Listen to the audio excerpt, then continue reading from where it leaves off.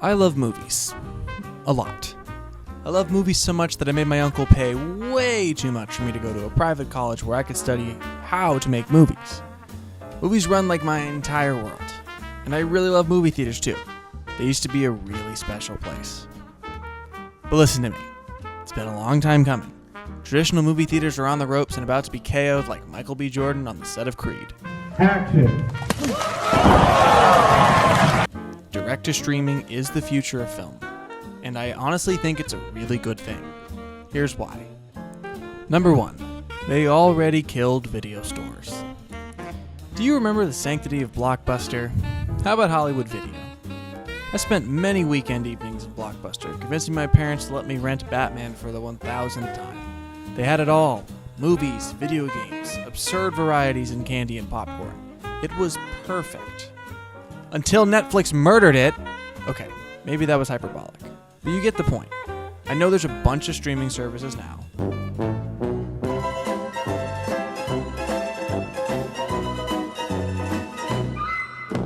And for the sake of this argument, we'll focus on Netflix. They're the ones who really got the ball rolling.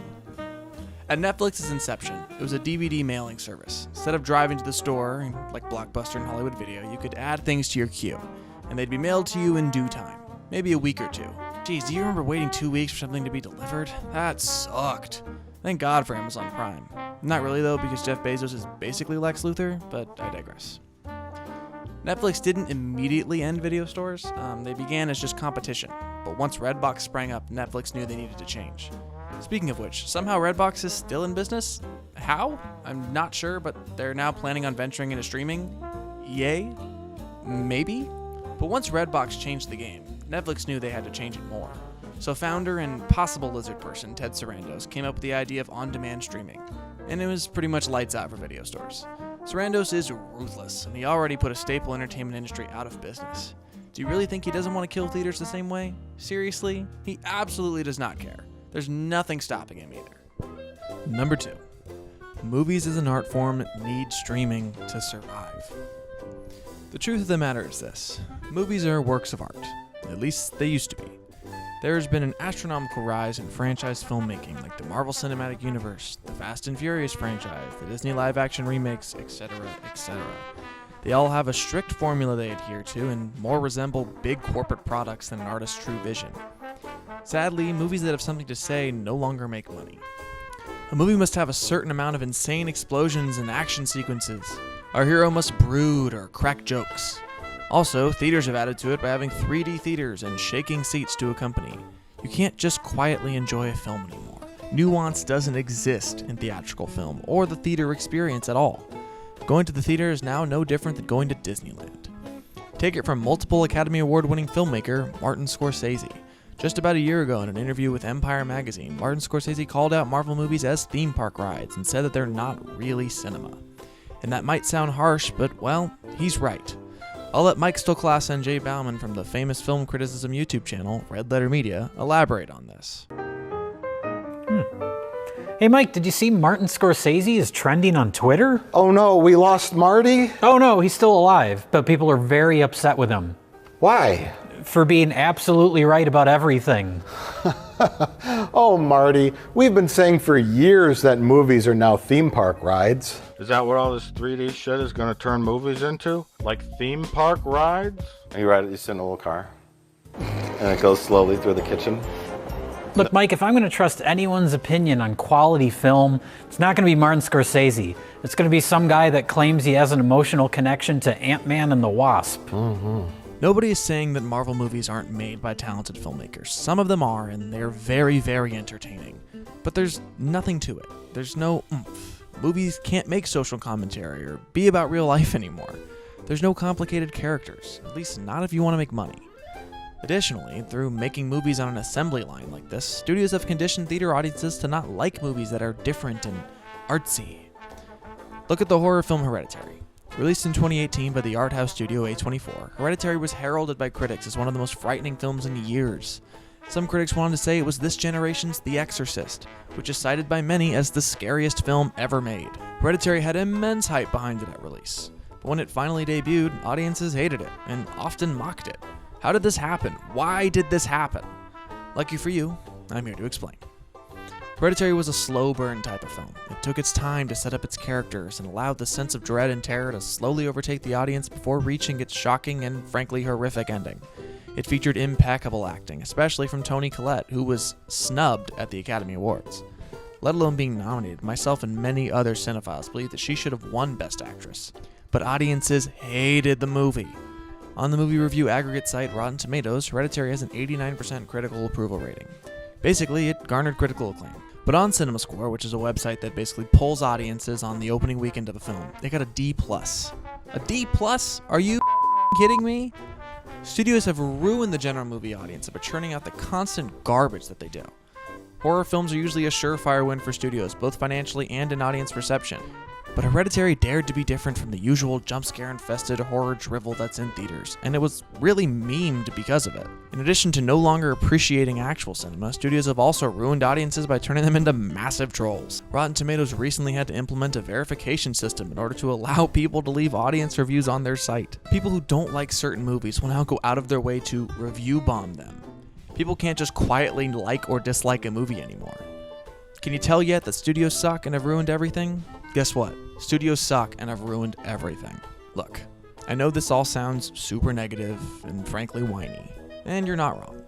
But I really love movies, and I love superhero movies. I'm a big comic reader, and I even have the DC logo tattooed on my forearm. But I'm not going to cover my eyes. The market is oversaturated and has really been ruined by comic book and franchise films. But there is a saving grace to all of this. Streaming. Streaming is here to save the day. With streaming services, it's not about making a profit with an individual film. It's about having a library rich with content. The more movies and television they can offer, the better. This is why streaming is actually good for movies. Wonderful little indie films and art house films are being produced at high numbers not seen in 20 plus years because the services just want content. It also makes sense for them to pad their libraries with interesting and thought-provoking film because people aren't willing to pay to see movies like that in the theater anymore.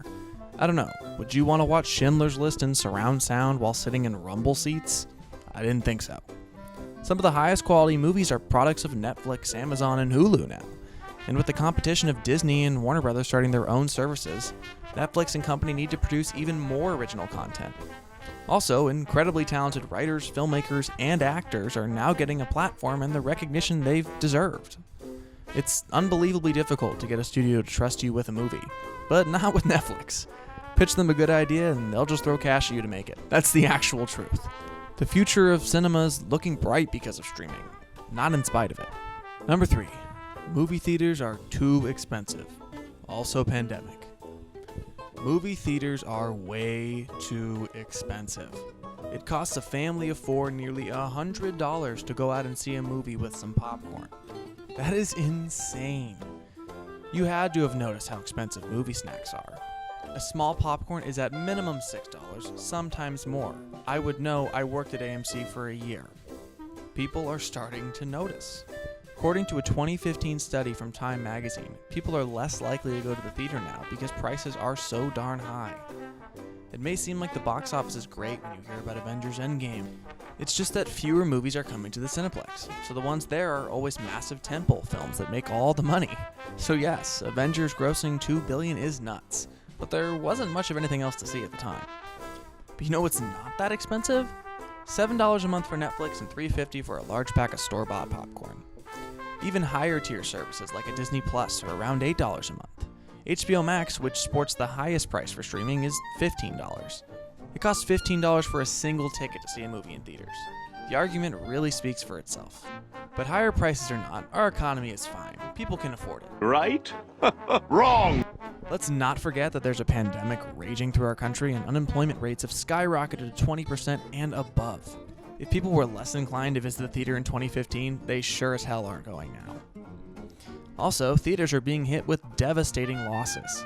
AMC is the biggest theater chain in the world, and they're currently on the brink of bankruptcy. They reported a nearly $561 million loss in the most recent quarter. That's a 98% plunge from the numbers from last year. That's serious. That's company ending. And yes, some movies are making their way back to cinemas already. Let's look at Christopher Nolan's Tenet. It released in select theaters on September 3rd and has so far globally grossed $200 million. Sounds okay, right? Wrong! The reported budget for the production was $250 million alone. That's not factoring in marketing and all the costs of its many delays. Tenet will be lucky to break even. The pandemic has wrecked theater corporations' profits from being closed, but also the future isn't looking pretty. Will a day come when audiences are just magically okay with spaces filled with large amounts of people? I really don't know. COVID-19 is unprecedented and will have a noticeable social impact going forward. Corporate movie theaters might be finished already. Streaming put them on the ropes, and an unprecedented pandemic is going for the knockout. Number 4. Premium video on demand has arrived. On the topic of the pandemic, studios have done an interesting pivot on distributing certain films recently. Animated fare like Trolls World Tour, Scoob, and Onward, but most recently Disney's live-action Mulan, have all been released straight to streaming, but with an additional charge. This new model is being touted as premium video on demand. And so far, it's been reasonably successful. Trolls World Tour made a lot of money for Universal, and Onward helped boost subscriptions to Disney+. This may have just been a reaction to the pandemic by the studios, and not something they're fully interested in committing to, but it's a thing that exists. With all the reasons I've listed throughout this video, just the notion that studios are attempting to release their higher budget films without theaters is incredibly interesting. If the financial returns they're getting are reasonable and still a net positive, then we may see a ton of new films hit premium video. The big rumor right now being bounced around by different publications is that Pixar's next film, Soul, will get a premium video on demand release this Christmas. This would mean that the last 2 Pixar films both went straight to streaming and skipped the theater.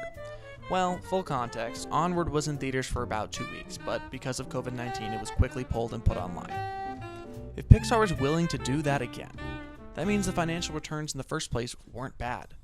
Maybe they were good. Maybe they were worth investing in.